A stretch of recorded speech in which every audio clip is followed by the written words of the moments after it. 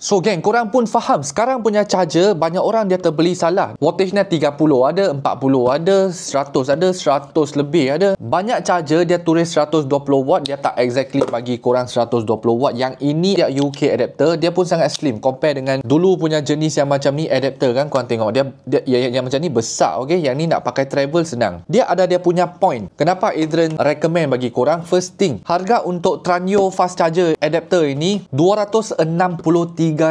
Mahal, bermaksudnya dia powerful lah. Tetapi sekarang ini mereka buat offer RM42.50. So setengah orang pula dia takut beli yang murah, dia tak cukup power ataupun dalam punya chipset dia tipu. So dia ada cuma dia punya charger ini, ataupun korang boleh ambil package dia, datang sekali dia punya kabel. So aku tunjukkan, kita cucuk dekat phone Android Samsung ni, korang tengok dia akan tulis super fast charger. Charging 1 jam 17 minit until full. Super fast charging. Nah, kalau setengah kabel yang slow atau kabel yang korang cucuk directly dengan PC untuk transfer file, dia akan 7 jam 18 minit. Tetapi bukan bermaksudnya charger-charger yang lain tak boleh pakai. Charger-charger yang lain fast charging semua boleh pakai.